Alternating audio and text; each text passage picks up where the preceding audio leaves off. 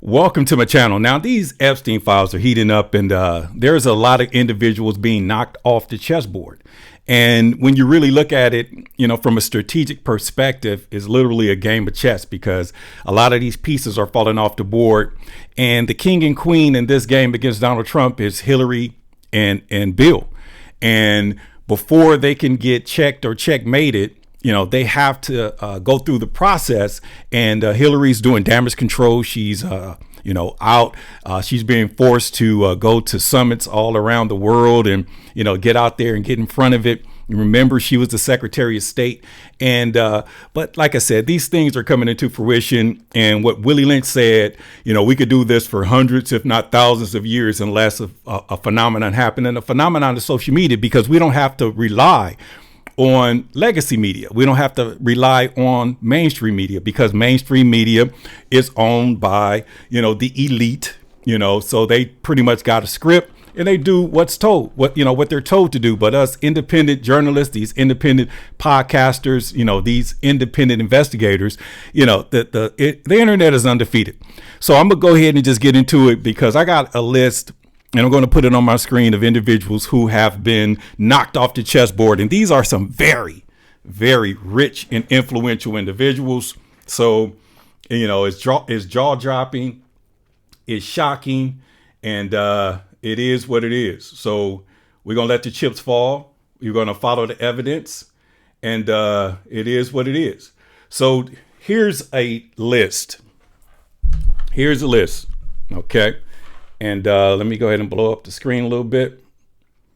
Okay, and let me see. Yeah, you guys can see that. Okay, so check this out. So David Ross, okay, School of Visual Arts chairman. Okay, this individual has resigned. He's on the list. Let me see here. Joanna Rubinstein. Okay, she's a chair of Sweden for UHCR. I don't have no clue what that is. Please forgive me for my ignorance. Let me see here. And I think that was the last one. We're going backwards. Okay. Let me see here. Charlene Lang, head of independent production in France. So Europe is under the microscope, because clearly these individuals, like I said, let me see here. Jack Lang, head of Arab World Institute in France, has resigned. He's in the files. Okay. Sarah Ferguson, former Duchess of York. Okay. Closed 6 businesses. She has literally closed 6 businesses because she's connected with the files. Okay. Larry Summers. Okay. Larry Summers is the former president of Harvard. He was running, on the board of directors with OpenAI, and he has resigned. Okay. Okay. And then Miroslav Lasky, whatever it is, a Slovak national security advisor. Okay. Tim Allen, from Downey Street Directors of Community. He's director of communication, director of comms. Downey Street Director of Comms resigned for the same reason that everybody else is resigning. Morgan Sweeney. And the list goes on. And Peter, look at this, British politician, British political and House of Lords. Okay, this thing, and look at this, Sultan Ahmed bin Salim, chairman and CEO of Dubai DP World, had to resign due to this situation. It is what it is. Okay. And this is the kicker right here. Kathy Rumler, chief legal officer and general counsel for Goldman Sachs. And she's in the files. Okay. Thomas Pritzker, don't get him mixed up with the governor of Minnesota like I did. So Thomas Pritzker, executive chairman of Hyatt Hotels, resigned.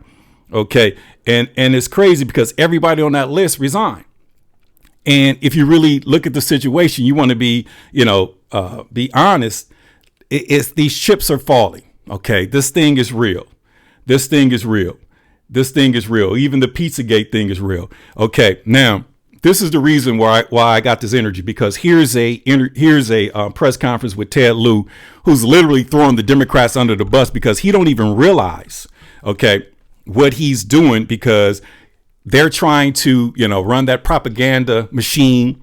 Jasmine Crockett went on record and said that, what Democrats are afraid of is going on record with the propaganda, meaning just lie. Hakeem Jeffries is the king of it because that's all he do. He's in the files, asking for donor money, wanting to meet Jeffrey, and come to find out, it seemed like Jeffrey is Hefe.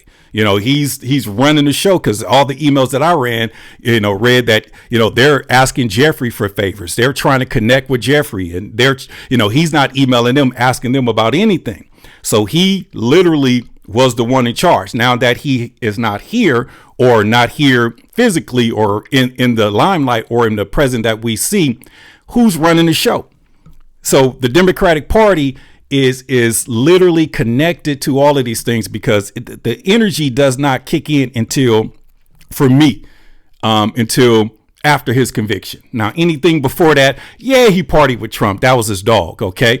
But, they did it at Mar-a-Lago. Sometimes you do your dirt all by your lonely. But now, once he got convicted in 2008, anything after that as a sex offender, or as a convicted sex offender, and, soliciting minors, prostitution of minors, and the deal that he cut with the federal government at the time, we really gotta, make you really think, like Arsenio Hall used to say, things that make you say, So now let's keep the same energy, and I'm gonna go ahead and just check out a few emails, and then we're going to keep going with this, but I'm going to, do what Ted Lieu told me to do. So check this out. Listen to this.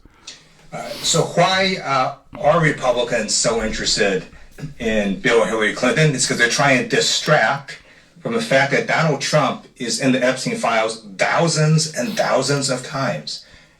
In those files, there's highly disturbing allegations of Donald Trump raping children.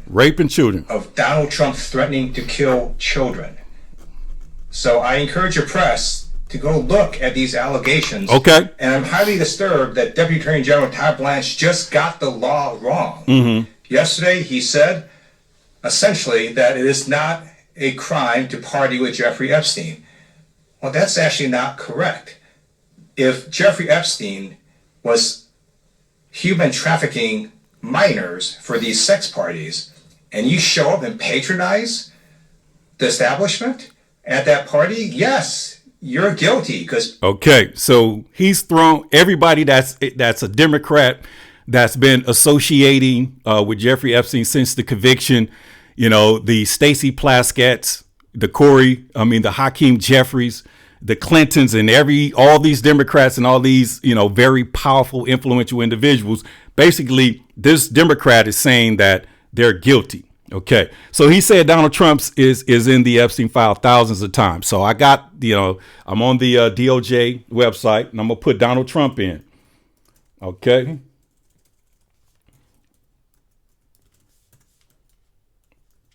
Okay, as you see, I put Donald Trump in. Okay, now let's see how many times Donald Trump's name officially comes up. So we got to get the record straight.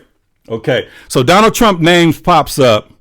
Okay, from search engine results from the DOJ website, 1,433. He said thousands and thousands. So that's the record, 1,433. Okay, now I see through them, and here's some emails that he's talking about. Donald Trump killed people, and he did this and did that. So this is the worst damaging that I found so far. Okay, it's millions of pages. So forgive me, forgive us. But all I'm asking is, you just really pay attention. Look at it from a jury or a judge perspective, not as a partisan, not as a Republican or a Democrat, because the Republicans and Democrats in this particular case, they are co-defendants. But right now, we got to just talk about these individuals that's being named. So I'm looking at the information right here. And let me see here. Complaint summary. Okay. The complaint summary says, okay, reported an unidentified female who was forced to perform oral sex on President Trump approximately 35 years ago in New Jersey. The friend told Alexis, maybe Alexis, that she was approximately 13 or 14 years old when it occurred. And the friend allegedly bit President Trump while performing oral sex. The friend was allegedly hit in the face after she laughed about biting President Trump. The friend said she was also abused by Epstein. Okay, this is an allegation. Okay, this is a hotline. And the response was, okay, spoke with caller who identified as friend, led was sent to Washington office to conduct an interview. Okay, now here's the next allegation. Let me see here. Reported that a friend who was a personal assistant to Epstein in Florida from 1986 to 1991 or 92, the friend shared names and some of the guests of Epstein's parties to include Bill Clinton and Donald Trump, meaning I said that they were co-defendants. Now, from the response, okay, 2 voicemails left with no response. So meaning this came in on a hotline. They tried to call the number back and nobody responded. So 2 voicemails left, no response. Okay. Received. Okay. And here's another. At age 16, while modeling, caller attended 8 parties at Epstein's New York residence. And one occasion, caller reported that she was sexually assaulted by Epstein. On another occasion, 2 twin brothers, Alan and Orrin, lured caller and her friend upstairs, but they escaped through the back stairwell. Okay, caller stated that Orrin raped her best friend, and the third brother raped a 14-year-old girl. Caller named another individual that was involved in a big orgy. Okay, that was involved in the big orgy party with other young girls and older Victoria's Secret models, including Bill Clinton and Donald Trump. So co-defendants, keep that in mind.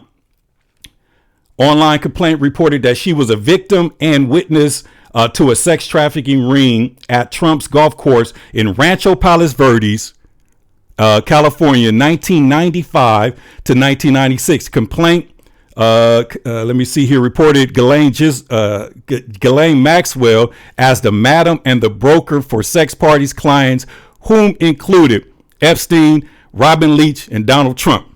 Okay, so response. Complaint was spoken to and deemed not credible. Research shows 3 separate occasions and events. Okay, and not credible. And what discredited that is that the Trump golf course, let me see here. The Trump golf course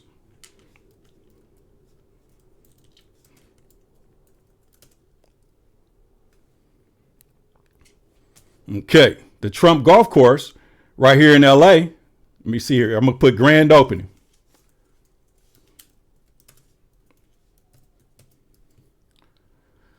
The Trump golf course, she said 92, 93. And the Trump golf course opened January 20th of 2006.